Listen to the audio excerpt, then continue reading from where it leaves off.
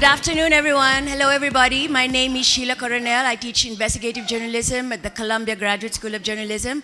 I'm pleased to be leading this discussion today on the future of investigative journalism. The fact that there are so many of you in this hall means that investigative journalism has a future and that so many are interested in providing for a sustainable and viable future for global muckraking. We have a distinguished panel, and I will give very quick introductions. You can refer to the website for more detailed introductions about or detailed information about our speakers today. But I'll start with the gentleman to my left. He's Gerald Ryle. You will know him as the prime mover behind the Panama Papers and just recently the Paradise Papers. He's director of the International Consortium of Investigative Journalists, which has been the leading force in driving global collaborations. The Panama Papers involved 400 journalists. Paradise Papers, how many, Gerard? How many journalists were in Paradise Papers? There were... Marina. We can have audience participation here. 382 journalists from all around the world in the latest series of investigations on offshore secrecy. Next to Gerard is Oluwatoyosi Ogunseye. I hope I pronounced that right. Apologies if I didn't. Olu is editor of one of the leading newspapers, if not the leading newspaper in Nigeria, the Sunday Punch. She's the first female editor in the Punch's 40-year history as Nigeria's most widely read paper, and is the editor of the hard-hitting Sunday title, The Sunday Punch. Her main task is to make sure the Sunday Punch is the best paper in the country and that it does cutting-edge investigative reporting.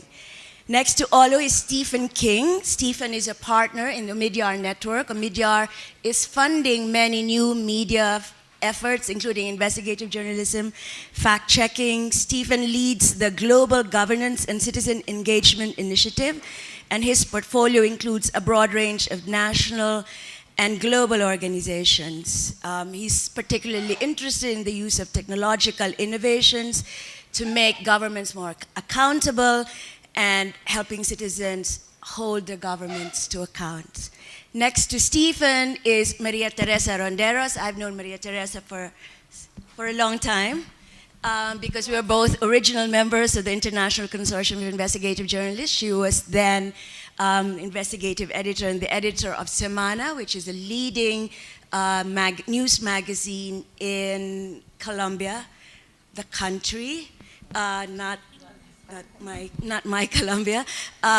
Maria Teresa is head of the program for independent journalism of the Open Society Foundations, which is familiar to many of you because Open Society funds a lot of investigative reporting all around the world. And one reason investigative reporting continues to be sustained for the past 20 or more years is because of OSF's efforts. And finally, Drew Sullivan, whom I'm also known for a long time. Drew is the powerhouse behind the Organized Crime and Corruption Reporting Network. Project. OCCRP. And he's based in Sarajevo. He was a pioneer in investigative journalism in the former Soviet Union. I first talked to Drew, was it back in the 1990s, when he said, should we set up an investigative reporting center in Bosnia? I said, no way, it will never fly. And so that was not the first time. Drew has proven me wrong. So good, great panel, everyone. And this is a panel on the future of investigative journalism. For investigative journalism to have a future, we need journalists, but we also need ways to sustain that journalism. So I'd like to start by asking Stephen King what Omidyar Network is doing to help ensure that investigative reporting has a future. Okay. Thank you, Sheila. And I should also say right from the outset that I don't think it's solely our responsibility. I mean, I look to OSF and to other other donors, other philanthropists, and other sources of funding, because this is truly a critical effort, and it's a joint effort as well. So we made a commitment earlier this year. We've committed to spend $100 million over the next 3 years of new money to support investigative journalism, tackling misinformation, supporting news sources, and helping to develop critical voices, which, as Sheila said in the intro, hold government accountable and which help to give people access to information. So that sounds like a lot of money, and it is a lot of money, but it's also a worldwide commitment, and it's spread over 3 years. So when you start sort of taking it down and thinking of it country by country, it's not a great deal of money. But it really kind of underscores, I think, our commitment to supporting independent media.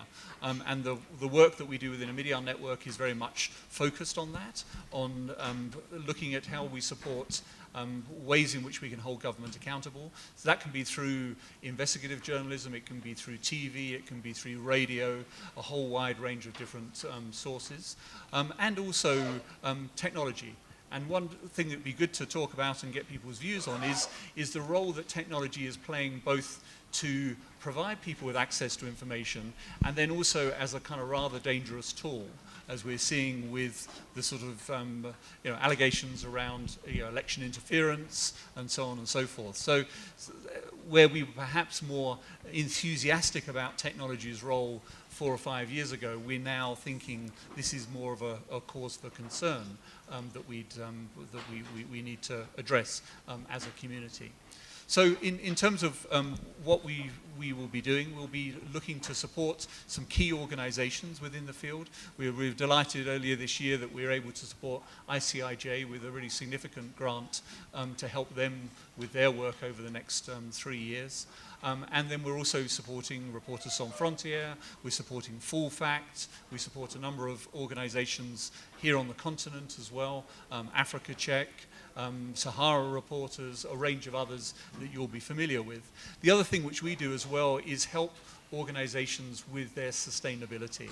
So for non-profits, we will work with them to try and identify other donors, other supporters that we can bring on board, and we have great allies here with OSF. We co-fund a lot of things together. The other thing which we do as well is we support for-profit news organizations. So Omidyar Network is slightly unusual in that we're not a traditional philanthropy. We do give grants, and we give significant amounts of grants, but we also make equity investments into for-profit companies which share our social mission, and which, from a media point of view, are independent and are also working on investigative journalism as well. So I want to call out Maria Ressa here from Rappler. You heard Patricia, I think, speak on the opening panel. We're very proud to be an investor in Rappler, along with a range of others. And that's a really fantastic example of a media platform which is holding government to account and is being punished for it in the Philippines, and is also a profit-making entity as well. So as we think about how we will support investigative journalism in the future, we shouldn't always just think that it's got to be grant-based. So we're all very interested in exploring the kind of business sustainability of media. So I'll stop there. Right. Can I just ask a clarificatory question? The $100 million initiative, is that all grants, or does that include investments that Omidyar is going to make? That will include investments as well. That will include investments. Yeah, and we haven't pre-specified a split. We've just said it's 100 million. Right. And do you have regional priorities, or priorities in terms of, say, are you funding networks or national centers? Or yeah, I mean, we're quite flexible. I mean, deliberately, we haven't prescribed how it should be spent, because we recognize that great innovations and great organizations come from a wide range of different places. We do have certain regional priorities as a Omidyar network. I mean, for example, in Africa, we focus primarily, although not exclusively, on Nigeria, Kenya, and South Africa. But we also work in Latin America, we work in Europe, we work in Asia as well. And in terms of project priorities, it would be investigative reporting, as you said, and fact-checking. It's fact-checking, it's countering hate speech. Countering hate speech. Countering misinformation. Also looking for other ways in which citizens can better engage with government as well. Thank you. I now want to ask Maria Teresa. We are in GIJC 2017. Let's imagine what GIJC 2027 would look like, and what is Open Society doing to support, the next generation of investigative reporters or reporting centers or reporting robots or reporting entities. How are you building towards the future of investigative reporting? Well, maybe thank you, Sheila. Maybe when did you say? 2027, 10 years well, from now. Well, in 2027, yeah. We probably are like 4 people here, and the rest are robots or something. So what are we doing? We do fund a number of investigative reporting centers, particularly in those countries where there is a lot of difficulty in producing independent information, but also centers that are innovative, centers that are entrepreneurial, that are looking on how they can be independent of us too. One of our grantees had a little sign in the door that said, $1 a day keeps the donor away. and we completely abide by that line. So that's what we would like to happen. So one of the things we mostly do is we support networks in investigative reporting. Many of the networks we have supported throughout many years, like the ICIJ and the OCCRP here to my left, and we've also supported the ARIGI network and the Colpin, the EPIS network in Latin America. So we are looking for networks that are being born. So people who are networking right now and trying to do cross-border collaborations in different continents, we are very interested in listening to that.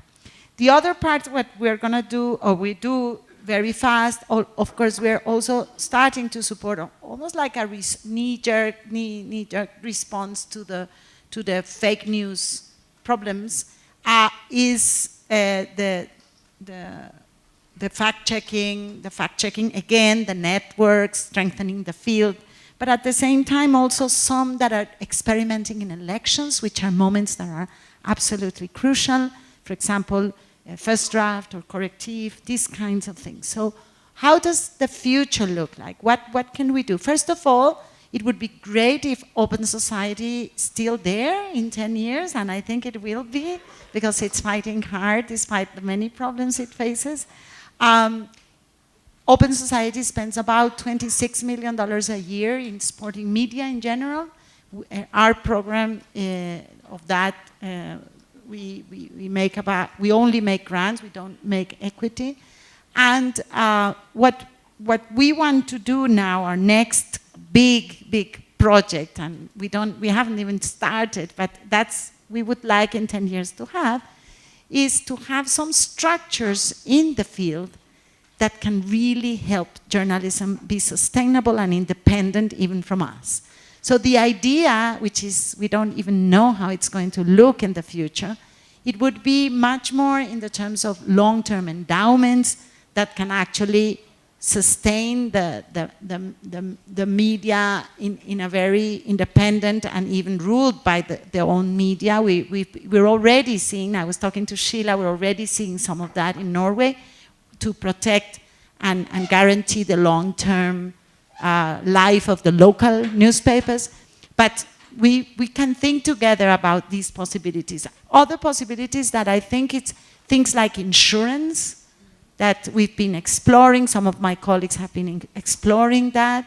Also, the other thing that helps journalism make the next generation is to find and use and put technology really at the service of their research and not the other way around.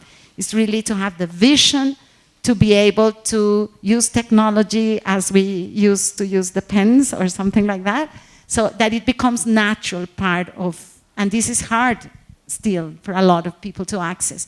So how can we make that happen? what kinds of things we would have to invest. And this has to be, like Stephen said, a joint project. This cannot be one foundation or the other. It has to be a lot of thinking together among the different philanthropists and people who are interested in that.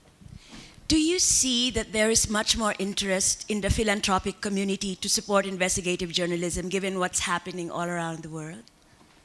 I think there is. I'm always the too optimistic, people say.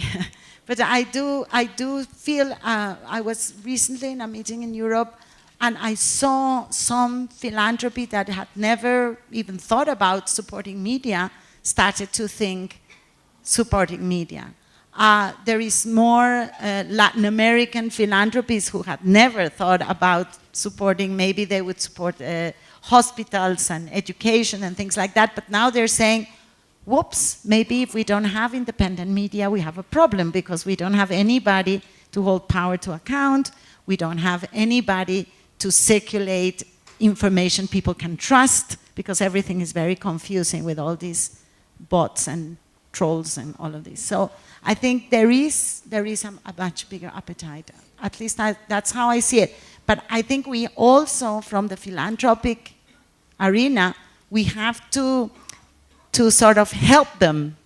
Help, it would be arrogant. To incite them, to attract them, to explain, to be the sort of the voice to tell all this huge amount of philanthropy out there, to say, look, media is very important and investigative journalism is at the heart of what needs to be reproduced, and we can push that to others so that they can also bring their big money to this sector.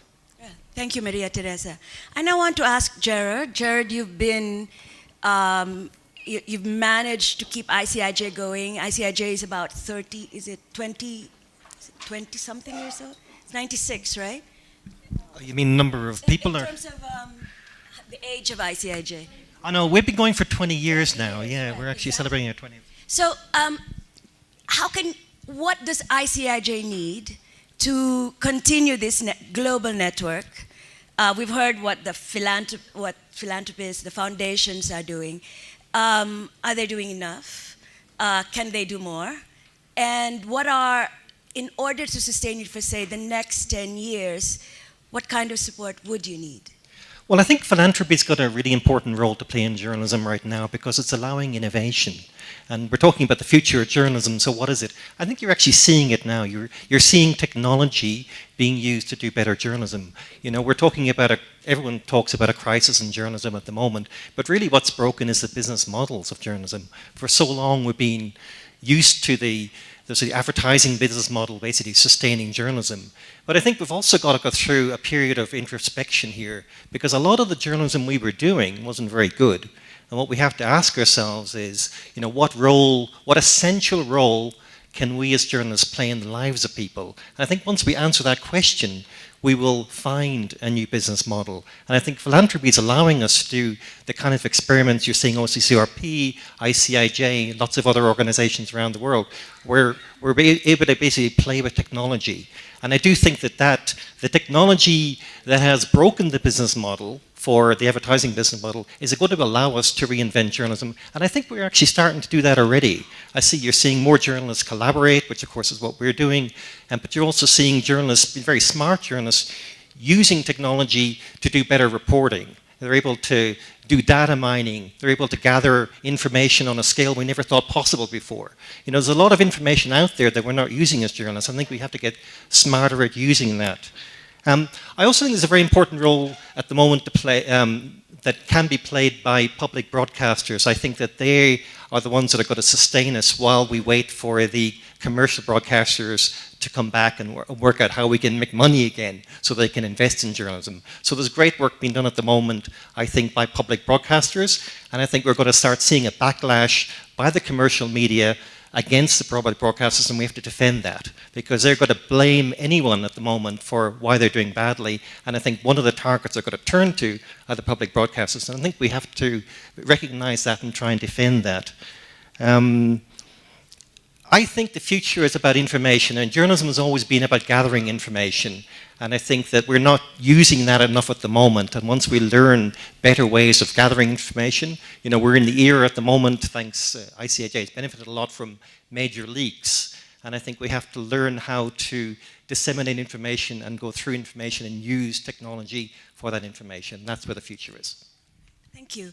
Drew, the 1990s were a good time to be starting investigative reporting centers and networks in the Balkans, and indeed in many parts of the world where there was no investigative reporting before because of the political openness that allowed investigative reporting to happen.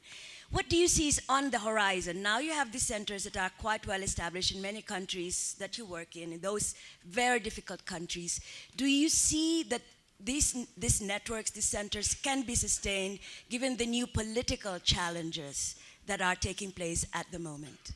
You know, I think the political challenges are actually offer, you know, these centers opportunities. You know, it is the fact that many of the people represented at this conference are some of the few voices in their countries, mean that they're serving a population that is underserved.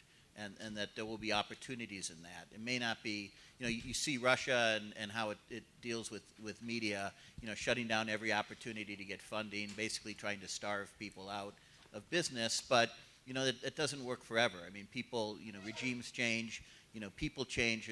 You know, internet gives new opportunities all the time to reach people in ways that they couldn't reach before.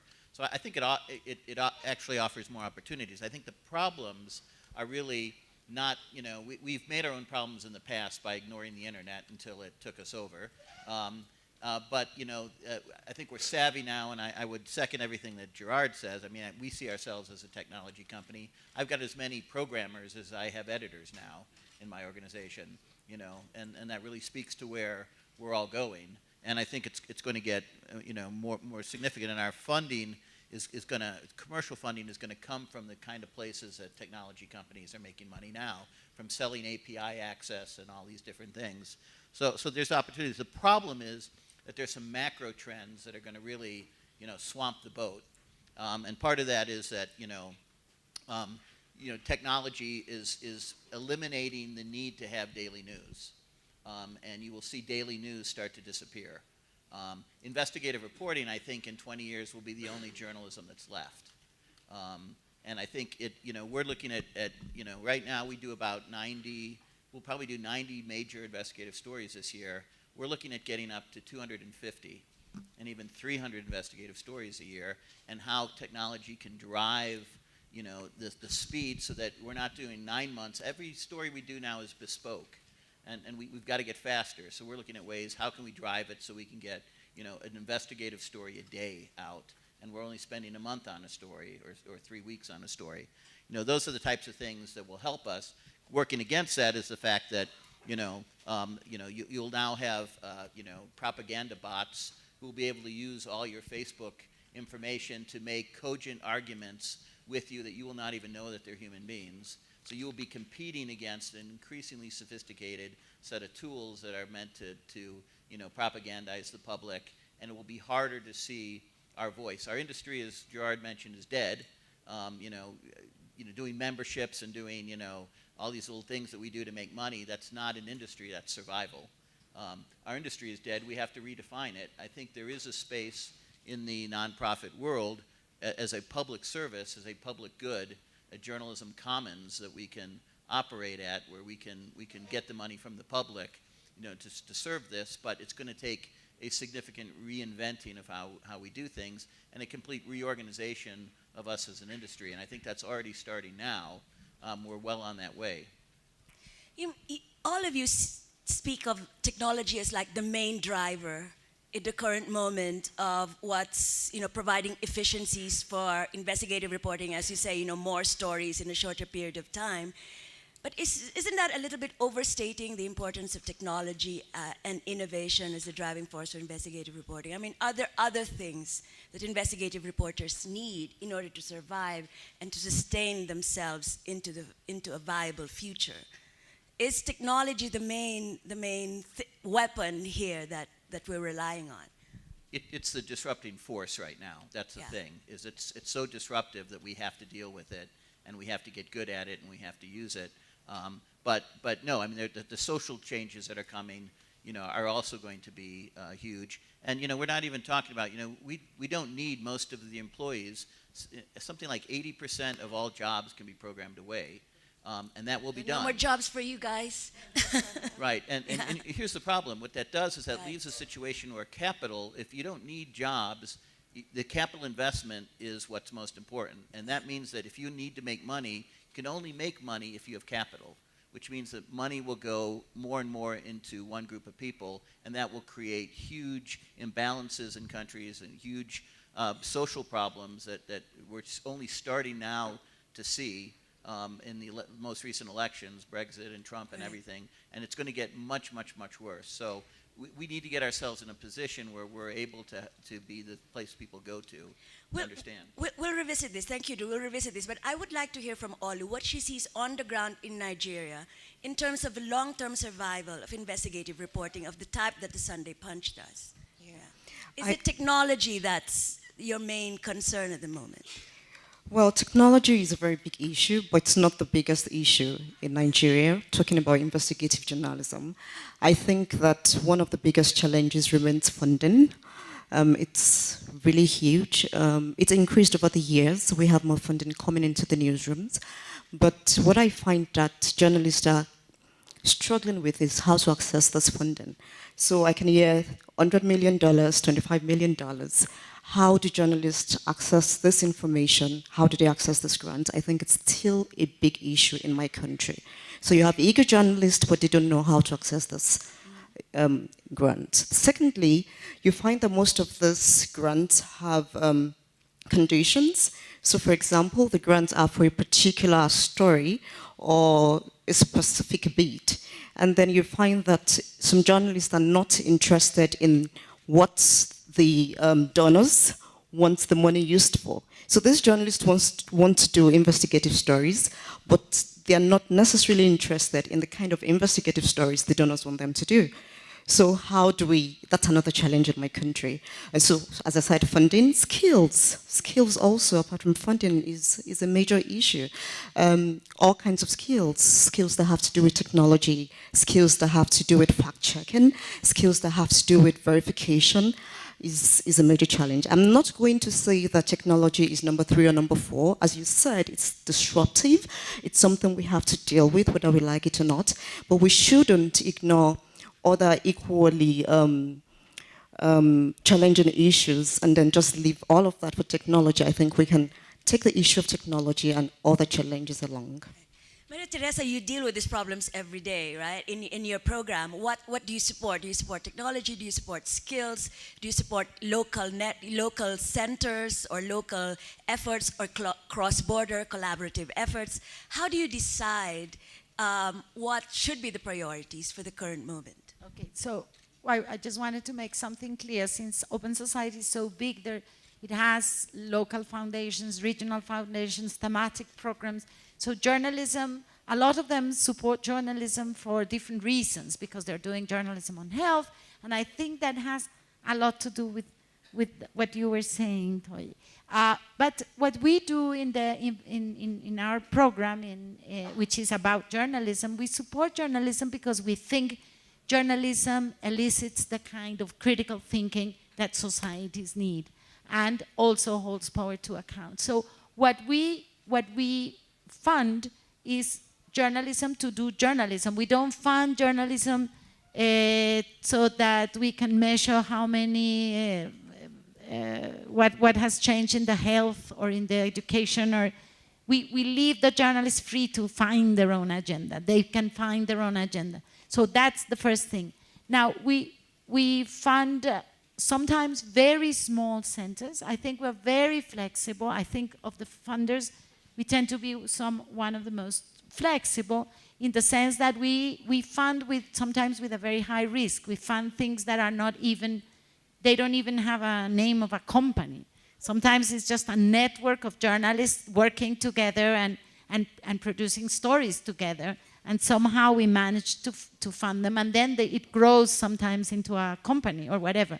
So we try to to seed these kinds of exercises. Now, we do fund local centers in some parts, either because they're putting something really new on the table, or, and so that can circulate and innovate all over. We do not fund technology on its own, because that's a very dangerous thing. We fund it only if it comes together, even technological or innovation programs, if they come together with journalism. And just to close a little bit and be a little bit polemic, I would contend that it's not the most dangerous thing that happened to journalism or that threats journalism is not that the business model is in trouble. I think it's the editorial model that got into trouble, and we need to reinvent an editorial model. And that editorial model that broke had gotten lazy with its own citizens. And I think the new kind of journalism that we are seeing, as Gerard was saying, it's actually much more connecting, is again reconnecting with the citizens as the newspapers were, I don't know, 100 years ago when they were born. And from what you were saying, Drew, about the industry being absolutely dead and being funded by, that's not an industry being funded by membership and things and schemes like that, I wouldn't be so sure about that. We're seeing pretty amazing organizations in tiny countries through membership running operations of $2 million a year, just through memberships. So I think that the idea of building communities that are so close to you, that are willing to pay and appreciate that content, I'm not sure that could not be a model in the future.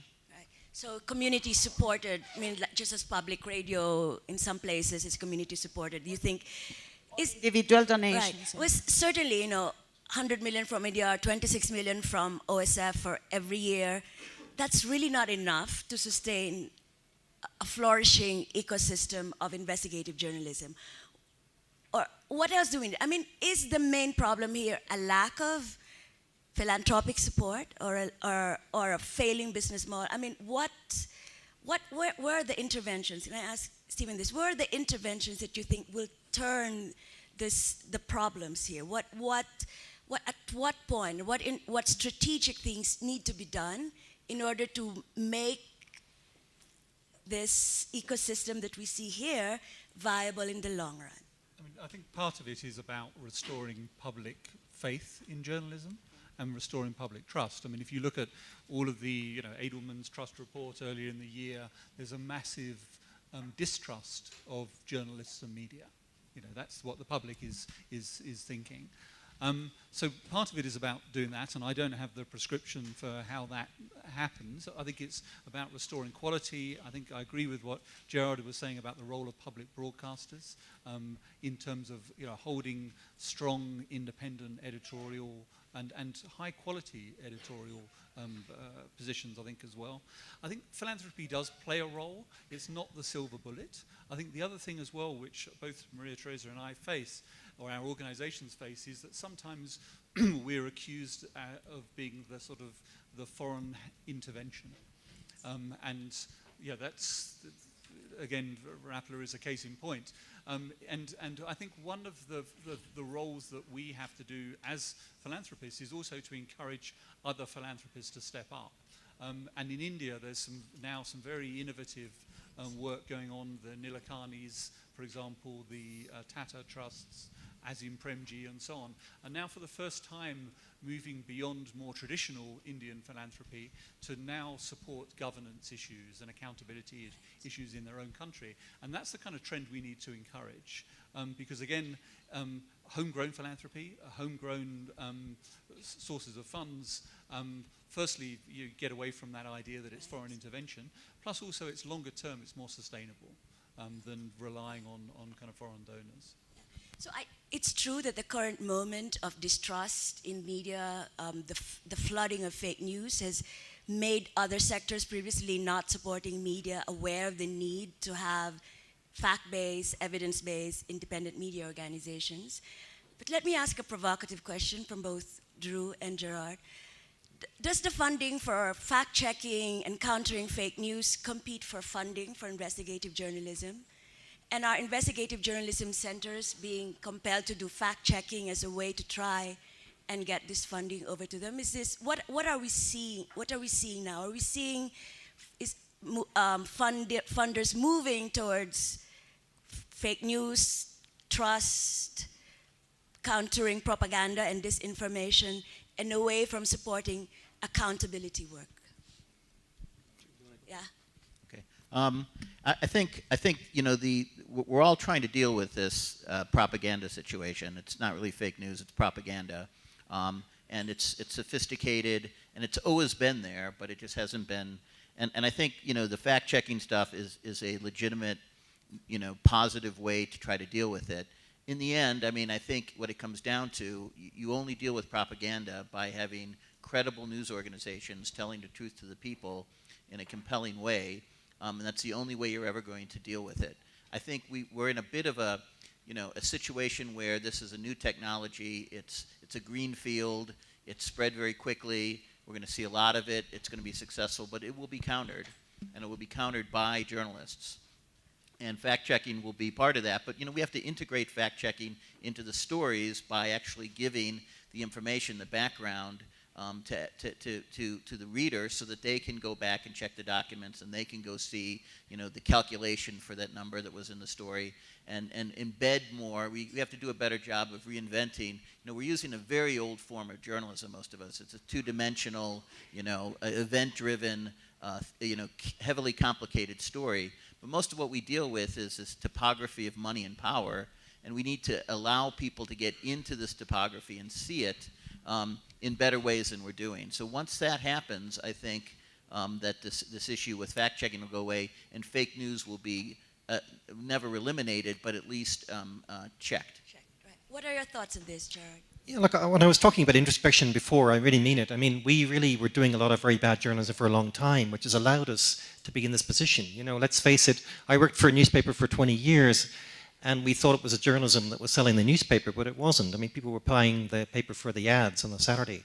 And I think that led to a lot of very lazy journalism. I think, and that has allowed people to criticize journalism now. So I think we have to accept that we've got to go through a period where we've got to win back that trust of the public, and I think we will do it. But I do think that we first of all have to acknowledge that a lot of what we thought was journalism wasn't good journalism. We have a chance to reinvent it now, and we will do it. And I think that's the future. Olu, going back to you in Nigeria, do you think audiences support investigative reporting? Is there an audience for investigative reporting, or does the audience see the value of investigative reporting? Investigative reports are very long. Do they even read the entire thing? Absolutely. One common theme across this table, or should I say chairs, is trust. And I think that is what investigative journalism does. With the advent of social media, most of the journalists in my country are finding that stories are no longer exclusive. Before you get it, the blogs have it. And so you're just left with investigative journalism. And it's amazing how sophisticated the Nigerian audience is. They go on websites and they say, give us investigative stories. So I do not think that the length is the problem. I think people appreciate good journalism because it's not very common. I think that people support good journalism when they see it and they identify with it. So absolutely, Nigeria has an audience for investigative journalism, and that can be determined by the kind of responses we get, as I said earlier. It's amazing when you write a very long story and then people sit down to say, thank you for doing this, thank you for this investigation. And you even find the audience again calling for investigation, saying, Punch, you need to do this story, this thing is out there, what are you doing about what the president is doing, what are you doing about the Senate president? It's amazing that even the audience is asking for it. I'd like to open up early for, not really, midway through this panel, questions from our audience about the future of investigative journalism. So can you please address some of the issues that our panelists have brought up in terms of support, financial support, audiences, building trust, local versus international, cross-border. Does anyone have a question? Yes, Maria.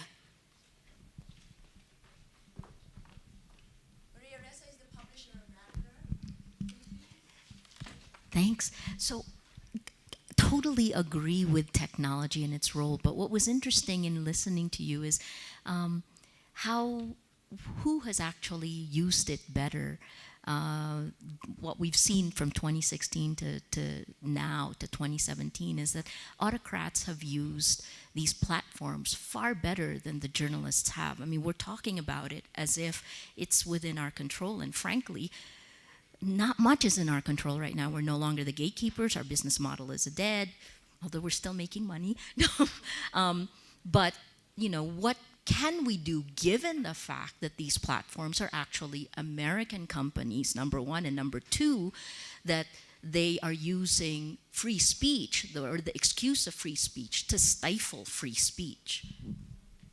Tough question. Who wants to take that? I'll take a shot. I mean, I think you know, one of the reasons why, you know, when you live in the developing world, there's a lot of captured states, and the first step in captured states is to capture the news media, and we've seen a lot of that. But that's only been done because of a massive, significant investment by autocratic regimes in controlling the media. In Hungary, I think they came up with the number of $1 billion had been invested, you know, by the Orban government in pro-Orban media, you know, and you know the total amount of money in international investigative reporting is in the millions of dollars only, probably single-digit $1 million. So the you know it was a green field. They ran over the whole space and they controlled it. And now we're starting to fight back. And you know, but what we need is innovation. I mean, that's we can't beat them in money, but we can beat them in innovation, and we can beat them with the truth. You think we can beat Facebook? Well, you can't. You know, that's a platform. So I mean, that's the problem. It's when the Yes. platform is not level. Exactly. You know, it's yeah. a real problem. But we have Right. to get off Facebook. I mean, we have to find new systems. Yes. Over there at the back, please. You have the microphone. Yes. Yes, thank you. I want to ask the editor from Nigeria. Print newspapers are going into extinction. Your newspaper is the most widely read in Nigeria, and I'm not sure Punch prints 10,000 copies. And technically, print newspapers are the warehouse for investigative reports. Do you think in 10, 20, 30 years from now, we'll be talking about a death of investigative reporting? I mean, given the short attention span of online readers of newspapers, do you think in 2-3 decades from now we can say investigative journalism is endangered? Thank you. So you're talking about whether investigative journalism will survive, not whether the newspaper will survive. Yes, whether investigative will survive. Okay. Yes, please. Thank you, Fisaya. Firstly, I want to correct that impression. We sell more than 10,000 copies. We do sell more than 10,000 copies. But I do not think that investigative journalism is tied to the print. I do not think so. You find that we have a bigger audience online than even the print. And the feedback from this online audience is very huge. I think people just appreciate quality journalism, whether it's long or it's short, because as I said earlier, it's very rare. The information we all have in Nigeria, you write for another popular medium, and you find that we all have the same thing. So what distinguishes you as a newspaper like mine is investigative journalism. Now, I do not think that whether the print dies or it doesn't die has anything to do with whether investigative journalism will survive. I think that as long as we're telling innovative stories, I think as long as we're telling trustful stories, I think as long as we're telling stories that the audience can connect with, then investigative journalism has come to stay. Thank you. Yes, please, you have the microphone. Yeah, my name is Idris. I'm from Nigeria. My concern is for Osiwa, because I know that Osiwa has an office in Nigeria. How do you intend to support more individual development communication experts and to also promote from the grassroots? Because most of the activities or those who are sponsors are institutions. Yeah, there are individual communicators that are also doing a lot and great jobs, particularly from the rural area. How do you intend to further assist them rather than just based on network and institution? So, because I cannot speak for Osiwa because it's a foundation and it's a local foundation that has its own autonomy. So they make their own decisions and they do their own work. And I know they support a lot of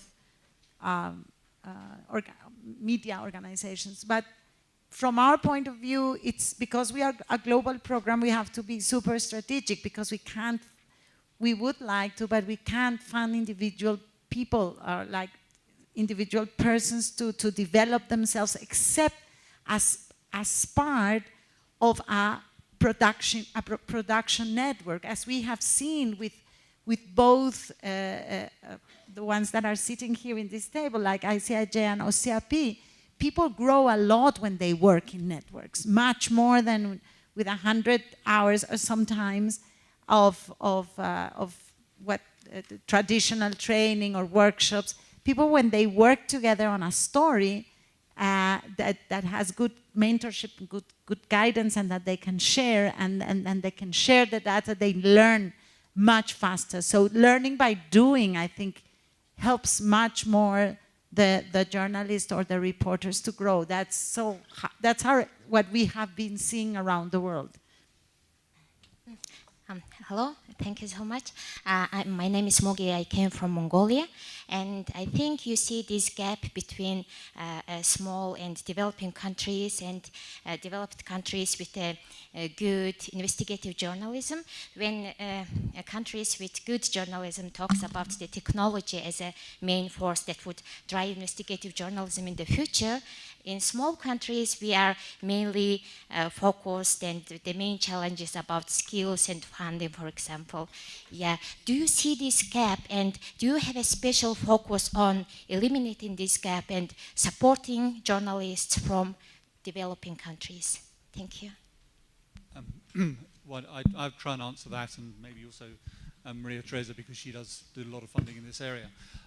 Yes, we do, and the bulk of the commitment that we've made and the work that we do is in developing countries.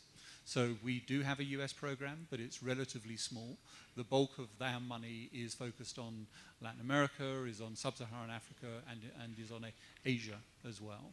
So, but I think to pick up on Maria Teresa's answer to the colleague there, I think one of the things that we can try and do to make the money spread around a bit more is to support grant sort of funding pots. So one thing we're doing here in South Africa is that we are combining with OSF and an organization called the Media Development Investment Fund, which is running a program called the South African Media Innovation Fund, I think is the right name for it. And that basically has a call for proposals, which allows smaller organizations with good ideas to ask for small amounts of money.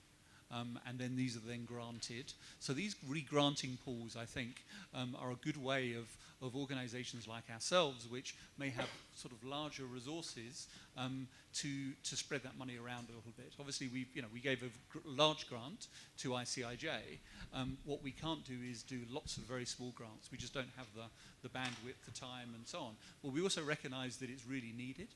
So these kind of revolving funds, I think, are very useful. We, for example, fund one in Latin America as well, which is around technology, innovation, and media as well. So there are these things that are available, and that is some way of bridging the gap,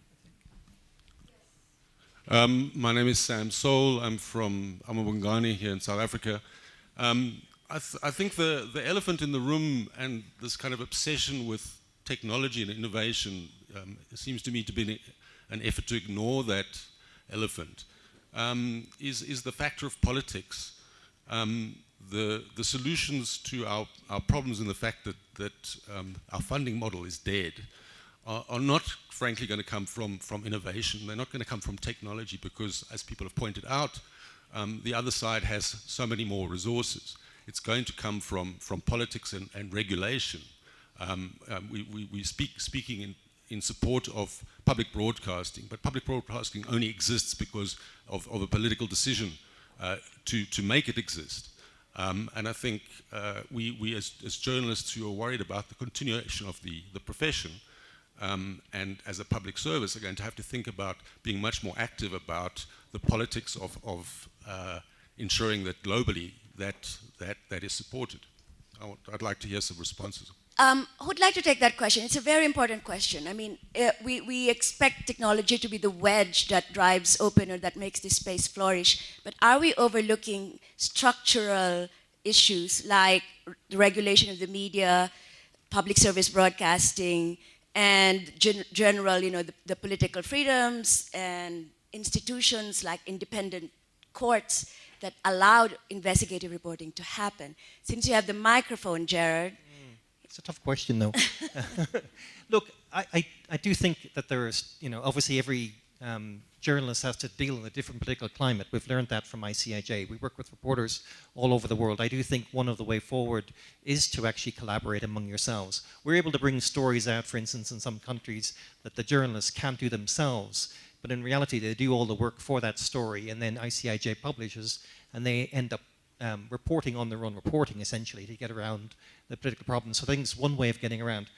I do, honestly, coming back to the point about innovation and technology, I do think that the future is actually going to be selling the information. This is probably controversial here, but I do think that newsrooms of the future are going to be able to find information about where the best schools are, where the most dangerous roads are in a town. They're able to do stories, a piece of journalism on that information, but then sell that information in a different way to parents who want to make sure that their kids are safe walking to school, or necessarily, want the best schools, things like that.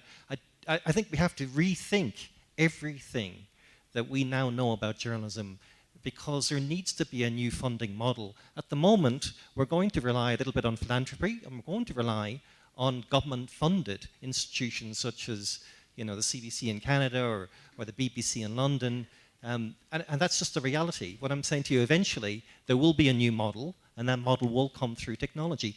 I don't necessarily know what it is, and I know that some of the ways forward are going to be controversial because it's going to be the opposite of everything that we've known up till now. Drew, you were raising your hand there. I mean, Drew, you live under this constraint every day. That's precisely what I was going to say. I mean, first of all, politics in many of the countries in the world is just it's not any solution, it's the problem. And so, technology is a solution, it's not the solution. But what it comes down to, I mean, if you look at media in the world, what we did for a long time is, we were driven by this advertising model, which basically favored upper middle class people. And so we drove our newspapers more and more to upper middle class people in wealthier neighborhoods, and that drove our audience to those people. And what we've neglected is large parts of the population. And so we've got a large number of people who are not being served by media. If we reserve those people, and if we create a journalism commons where the people and the journalists connect at a level that they are working together, then I think there's plenty of money there. There's tons of money, and if we give the people what they need, they will fund us to our heart's content. But we're not doing that. We're not reaching that audience, especially in the United States, where they didn't, reach all the working class people in the last, 20 years. So okay, so more questions here.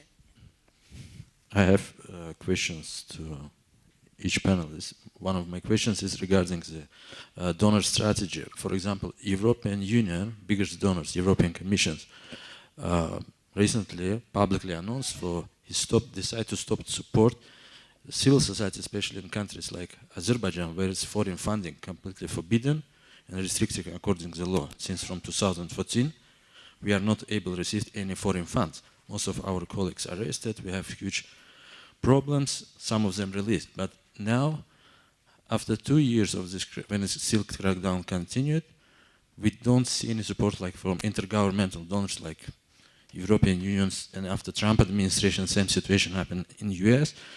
And my questions to both of you as like representative for private donors, what do you think?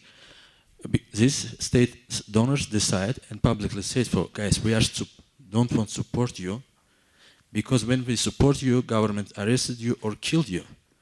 And we care about your security, and that's what decide for better for you and for us, just stop support civil society, investigative journalism program, everything what's dependent, connected with the transparency, accountability, which is very sensitive in very corrupt countries like in Azerbaijan. What donors perspective, private donors' perspective regarding this, and questions to bigger, to international consortium. As I know, we know lots of your stories regarding also for Azerbaijan, but from our countries and also from another state, from Central Asia, for example, we have lots of colleagues like there which is less well known. And what do you think, what are your future visions for how you can share your networking with less well known journalists? Because most of the journalists even don't know English, have very poor language skills, but very brave mind, and want to continue to work also in country or outside the country. What do you think? How does it work with more? How does it make your networking better? Because I know you work in our countries with lots of famous journalists, with brave people, but it's very limited numbers of people, and I think it's better for the future if you find solution for work with people which is like representative from young generation or old generation which is have a problem with networking or skills. Thanks. So should we have the donors take that question first and then Drew? Yeah. I think your point is absolutely true and crucial, and it's very difficult to have an answer for that. I think that there are a lot of limitations for donors, even legal limitations, to fund in some countries or to give money to some even nationals. For example, according to the OFAC regulations in the United States, the president of a philanthropic organization can go to jail if it violates the OFAC laws, which is you cannot fund people in the specially designated narco-terrorist list, you cannot fund this, you cannot fund that. So it is very difficult. I think some funders, I think Open Society among them has been as the most flexible it can be up to being legal, because if it's illegal then it won't serve anybody. And of course, putting at risk at people that could go to jail for receiving our own funding. They should make that decision, but it's difficult to make that decision from the point of view of the funder, even if the funder is not at risk, to put somebody deliberately at risk to be, or places, for example, the Open Society has openly been barred and cannot go in. So we have to abide by the law. It's very difficult, it's a tragedy, but I think that what I think is that then is when local philanthropy or membership or other types of funding have to be possible. And we have seen in some of these countries organizations, for example, that have been able to set up a crowdsourcing or have been able to with limitations, no, but they have been able, because somehow the people can appreciate enough their journalism to fund it. Stephen, do you have anything to add to that? I mean, I think Maria Teresa has said it all. I mean, the only thing I would say is that this is where these kind of international organizations come into their own. So this is where GIJN, and other bodies. We support, for example, the Committee to Protect Journalists. We support Reporters Sans Frontières. So those groups and Amnesty and others are working to protect people who are under threat of, imprisonment and so on. So that has to go hand in hand. But I agree with Maria, it's very difficult for us to, number one, break the law, and number two, knowingly put organizations and individuals in danger. Drew, you guys have worked in Azerbaijan. Do you want to take that question about who you work with? And yeah, you make a very good point. And it's if you look at ICIJ, they've grown hugely. Arij has grown hugely. OCCRP has grown a lot. So we are reaching more people. But the problem is that scalability is hard in investigative reporting. You need editors. There are very few great investigative editors out there. And maybe the greatest thing we do is create editors. And that's what limits the amount you can do. And it's just very difficult to scale. And the other thing is, I mean, I could go up in size by 10 times and not run out of stories or reporters who deserve to be worked with. There just isn't enough resources in general. Over there, please. You have the microphone. Yeah. Yes, hi, I'm Tanya van Bergen from Holland. I don't know if I'm going to make myself very sympathetic with this question still.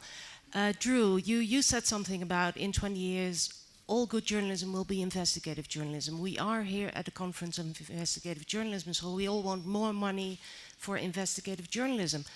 But do the funders, and I'd like a straight answer on that, do you have any plans to triple or even make it larger your commitment to investigative journalism in the coming 10, 15 years? Or do you think that you have an obligation towards journalism in general? Is investigative journalism, according to you, the funders, the answer to the crisis that we are experiencing now? Or are we just a part of journalism?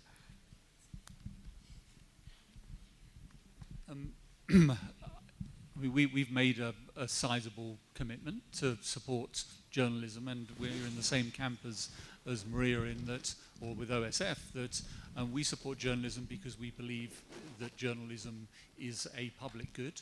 So it's not about supporting journalism for health issues or agriculture or whatever. Our interest in journalism is around the promotion of free speech, of accountability, transparency, participation, and so on. So we will continue to commit to support journalism. And within that, I would include investigative journalism. What I don't have any sight into the future, because it's not really in my control, is how much we will spend. We've made a sizable commitment of 100 million over the next 3 years. But what I can't say, and with my hand on my heart, is that's going to triple in 10 years' time, because I just don't know. But what we will do is continue to support independent critical media, and that's part of our work.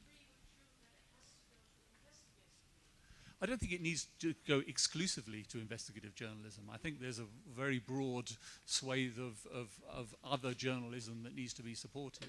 I think the investigative journalism, I'm here in a room full of investigative journalists, so I'm going to say this, yes. is vitally important. Yeah. I don't think it's the only thing, because I think there's a wide range of other journalism that's also important as well. Very quickly, Moderator, in our case, we have doubled in the last 3 years the amount of money we put for investigative journalism, just for investigative journalism. It's not huge numbers. And of course, I am an investigative journalist, so I'm a little bit skewed about it. And in the future, well, that we have to leave to Mr. Soros, because I don't know, how much he would commit or not in the future. So that's difficult. So we have little time left. What I'll do is I'll ask several people to ask questions and then ask the panel to respond. So I will give you, sir, the microphone back. But there's the who has the microphone at the other end? So please ask your question, and then we'll have another question from this side, and then we'll just alternate with the microphone. Okay? Hi, I'm a journalist from Cape Town, and I'm part of an international association of religion journalists that would not have existed without funding from the International Center for Journalists in Washington. It's great to see the funders have an emphasis on technology. So I'm curious to know, though, does this affect, or rather in the funding proposals, would you be looking for a technology focus as well? And do you even consider then the upskilling, funding for upskilling, particularly journalists in traditional newsrooms, to use technology? Thanks.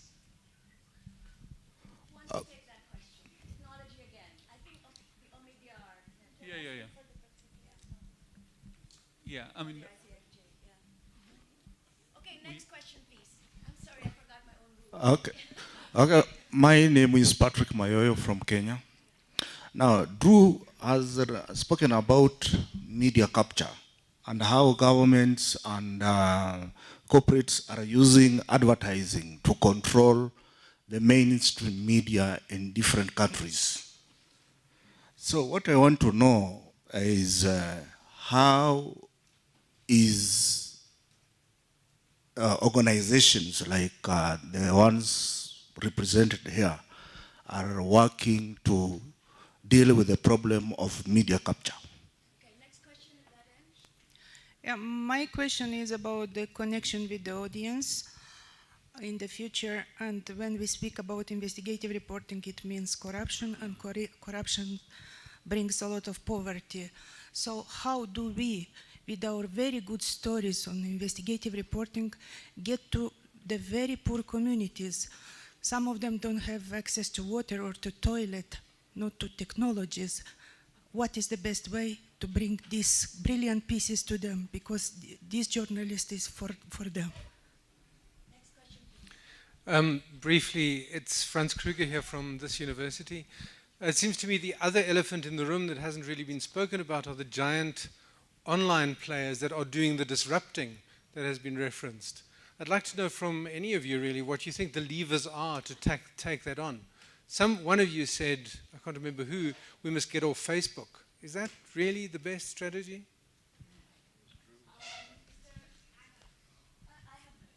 Okay, Stefan first and then Georgie. Hi, hello everyone. Georgie, Stanford University. No, it's totally fine. So a couple of you mentioned that innovation is actually the future of investigative journalism, and I couldn't agree more.